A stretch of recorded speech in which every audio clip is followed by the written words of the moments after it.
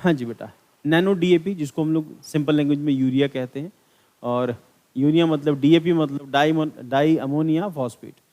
तो अभी पहले वो डीएपी भी जो था यूरिया की फॉर्म में मिलता था, खाद की फॉर्म में, उसको रिफॉर्म किया इन लोगों ने, चेंज किया, फिर उसको नैनो डीएपी आ गए, उसके ऊपर नैनो कोटिंग कर दी। यूरिया जो होता था मुट्ठी भर भर के लोग डालते थे, वो बोरियों में भर भर के आता था, सब्सिडाइज रेट के ऊपर फार्मर्स को मिलता है इंडिया में आज भी। अब उसकी एक एडवांस फॉर्म आ गई, उसको लिक्विड फॉर्म के अंदर ले आया। उसमें क्या है, उसको मिक्स करना पानी के साथ और उसको खेतों में छिड़क देना है, काम उतना ही करेगा वो। अब यूरिया के साथ दिक्कतें ये थी कि उसकी ब्लैक मार्केटिंग बहुत होती थी, और इंडिया में ही उसका इंडस्ट्रियल यूजेजेस थे। तो इंडस्ट्रियल यूजेस को रोकने के लिए गवर्नमेंट उसमें नीम कोटिंग कर देती है ताकि इंडस्ट्री उसको यूज़ ना कर सके। स्टिल इंडिया से अभी भी बहुत बड़े लेवल के ऊपर बांग्लादेश और नेपाल के अंदर ये चोरी से, स्मगलिंग से पहुंचाया जाता है, क्योंकि इंडिया में सब्सिडाइज रेट पे मिलता है, वहाँ पर उसका रेट ज़्यादा होता है। तो अब उसका सब्स्टिट्यूट एक और आ गया, नैनो लेवल के ऊपर डीएपी, यानी कि लिक्विड फॉर्म के अंदर नैनो डीएपी इफ्को का है, तो यहाँ पर दिया हुआ उसका। Nano DAP is an innovative liquid fertiliser product containing nanoparticles of diammonium phosphate. It serves as source of nitrogen and phosphorus. India में यही है कि इंडिया की जो जहाँ पे जो सॉइल है उसमें नाइट्रोजन और फास्फोरस की कमी मिलती है। और नाइट्रोजन के लिए हम लोगों ने राइजोबियम डिस्कस किया हुआ है। तो जो बैक्टीरिया है राइजोबियम, अगर फसलों के साथ साथ हम लोग बीच बीच में अगर दालें उगा देते हैं तो राइजोबियम अपने आप बैक्टीरिया जो है उसकी वजह से वो रिक्वायरमेंट पूरी हो जाती है ना, कि फार्मर के लिए, क्योंकि आज बड़े लेवल कमर्शियल लेवल के ऊपर करते हैं तो पॉसिबल नहीं होता। तो नाइट्रोजन फॉस्फेट दोनों के लिए क्रूशियल न्यूट्रिएंट्स होते हैं इसके अंदर। तो अब क्या है कि अब इसको लिक्विड फॉर्म के अंदर मिलेगा, तो या फिर लिक्विड फॉर्म के अंदर, या फिर जो पहले सॉलिड फॉर्म में जो देते थे उसका सब्स्टिट्यूट लिक्विड है। और क्योंकि अर्थ के अंदर, सॉइल के अंदर उस चीज़ की कमी होती है, उसको पूरा करने के लिए हम लोग उसमें यूरिया या डीएपी डालते हैं। और क्योंकि अब मिल नहीं रहा है या फिर उसकी सब्सिडीज हैं, उसको लेके कई सारे इश्यूज हैं, अवेलेबिलिटी कम है और सब्सिडी का इशू है, सबसे बड़ा इशू सब्सिडी का है। और फिर उसकी रेशो जो है वो गवर्नमेंट डिसाइड करती है। अब खुले में पहले तो खुले में मिलता था, और फिर उसका इंडस्ट्रियल यूजेज ज़्यादा थे तो चोरी ज़्यादा थी। सरकार अगर अपनी तरफ से सब्सिडी दे के अगर मतलब 2 लाख करोड़ रुपए की दे रही है, उसमें से 50,000 करोड़ रुपए की हेराफेरी हो जाती थी। तो अभी खैर अब नया जो है उसकी नई एडवांस टेक्नोलॉजी आई है लिक्विड फॉर्म के अंदर। Serves as source of nitrogen and phosphorus comprising 8% nitrogen and 16% phosphorus by volume. Nano DAP stands out of its liquid form. It contrasts to the granular form of conventional DAP. तो पहले जो हमारे पास DAP आता था वो urea granular form के अंदर दाने दाने से होते थे, उसको मुट्ठी में भर के पकड़ा जा सकता है। और फार्मर जो है थोड़ा सा मिसयूज भी था उसका, ओवर यूजेज भी थी। और उसी ओवर यूजेज का हम लोगों ने क्लासरूम में डिस्कस किया है कि उसी का रिजल्ट है, दैट इज यूथ्रोफिकेशन, यानी कि जो खेतों में, जो तालाबों में या फिर नदियों में, जहाँ भी वाटर सोर्सेज हैं वहाँ पर हमें वो जो काई सी मिलती है हरे रंग की, और हाइसिंथ मिलता है जिसको हम लोग क्या कहते हैं, हाइसिंथ को, वो गंदे पानी के अंदर वो खड़ा होता। तो अल्टीमेटली क्योंकि ज़मीन के अंदर या पानी के अंदर जो है वो न्यूट्रिएंट्स पहुँच के इस करके वो सारा हरा हरा हरा कर देता, पूरा खेत भर जाता। जलकुंभी कहते हैं उसको, ये हाइसिंथ को। तो वो आपको देखने को मिलती है, और बड़े बड़े तालाब उसने ख़त्म कर दिए सारे। अब ये इन्वेसिव स्पीशीज़ हैं, बाहर से आई, कई सारे उसके इश्यूज़ हैं।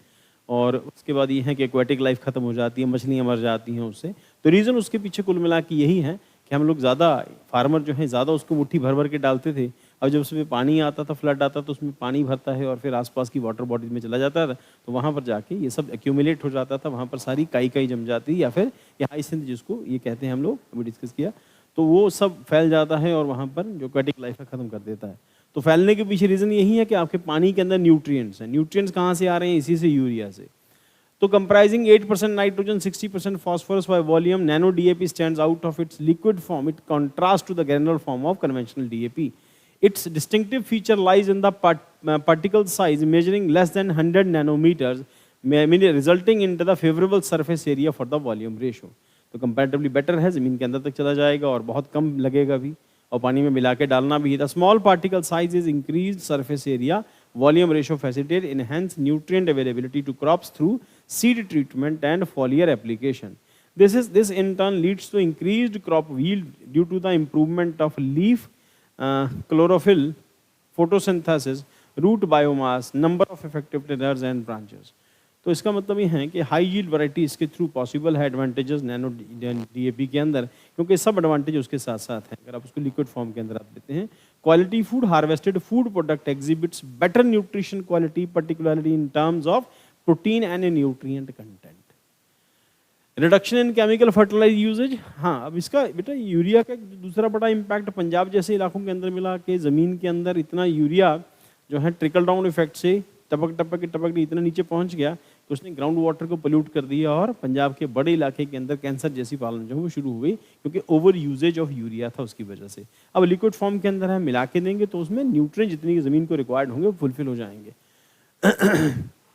The heightened use efficiency of single 100 milliliter bottle of nano DAP can potentially replace 50% of phosphorus requirement to meet the conventional DAP।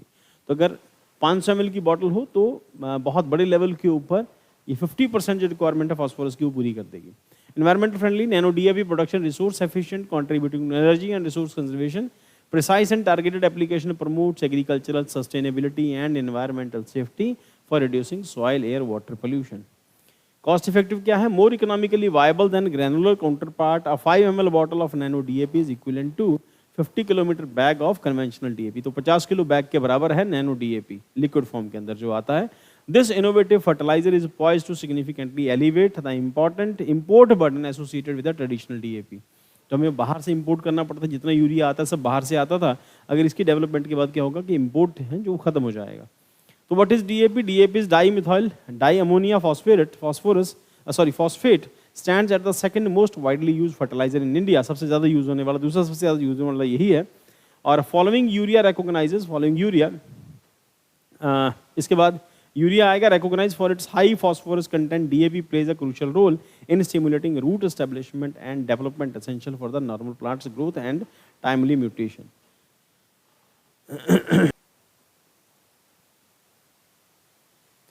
Urea is equal to DAP। Urea और DAP दोनों में फ़र्क क्या है? इसमें 46%, इसमें भी 46% है, और दोनों के 46% में डिफरेंस है। डिफरेंस क्या है कि यूरिया में 46% नाइट्रोजन है और इसमें 46% फॉस्फोरस है। यूरिया और डीएपी के अंदर, तो यूरिया और डीएपी के अंदर जो ह्यूज डिफरेंस है, इसमें 46 है, नाइट्रोजन है और फॉस्फोरस है। अब ये क्या कर रहे हैं, ये जो लिक्विड जो नैनो जो यूरिया है, नैनो डीएपी जो है, इसके अंदर 8% नाइट्रोजन भी है और 16% इसके अंदर फॉस्फोरस है। 46% यूरिया के अंदर नाइट्रोजन ज़्यादा होता है और डीएपी के अंदर फॉस्फोरस ज़्यादा होता है। इसमें फॉस्फोरस की रेशियो अभी भी ज़्यादा है, कंप्राइजिंग 8% नाइट्रोजन 16% फॉस्फोरस है। अब क्योंकि लिक्विड फॉर्म के अंदर है और ग्रैनुलर फॉर्म के अंदर नहीं है, तो बेसिक डिफरेंस बेटा दोनों के अंदर यही है कि यूरिया और डीएपी के अंदर, मैं पहले बताने में थोड़ी गलती कर गया, तो यूरिया 46% नाइट्रोजन कैरी करता है और डीएपी 46%। इसमें क्या किया उन्होंने, 16% फॉस्फोरस डाला और 8% नाइट्रोजन डाला है। तो डीएपी अब यूरिया की रिक्वायरमेंट भी काफ़ी हद तक ये पूरी कर रहा है डीएपी के साथ, ठीक है। अभी क्या है, पिछले कुछ सालों से या पिछले कुछ महीनों से डीएपी जो है वो अवेलेबल नहीं है। अब फार्मर्स के साथ सबसे बड़ी दिक्कत ये है, डीएपी अवेलेबल नहीं है, यूरिया अवेलेबल नहीं है। फार्मर्स गवर्नमेंट को क्रिटिसाइज करते हैं कि अब यूरिया और डीएपी की जो प्रोडक्शन है आप लोगों ने कम कर दी है, तो हमें मिल नहीं रहा, फार्मर्स को फार्मर के लेवल पर डीएपी और यूरिया मिल नहीं रहा। अब गवर्नमेंट ने उसका सब्सिट्यूट ढांढा कि उनकी रीज़न उसके पीछे ये था कि यहाँ सब्सिडाइज रेट के ऊपर ये सब चीज़ें मिलती हैं, और सब्सिडाइज रेट के ऊपर मिलने की वजह से उसका, जैसे हमने डिस्कस किया कि नेपाल और बांग्लादेश के अंदर उसका जो है स्मगलिंग भी होती है।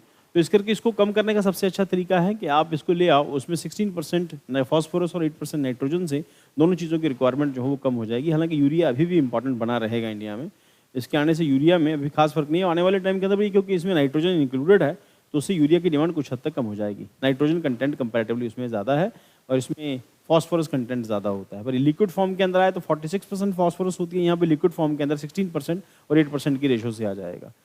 और अब डीएपी का एडवांटेज कुल मिला के ये है कि ये छोटी सी बॉटल के साथ 500 ml की बॉटल जो है 50 किलोग्राम बैग के बराबर है। सबसे बड़ा एडवांटेज इसका यही है।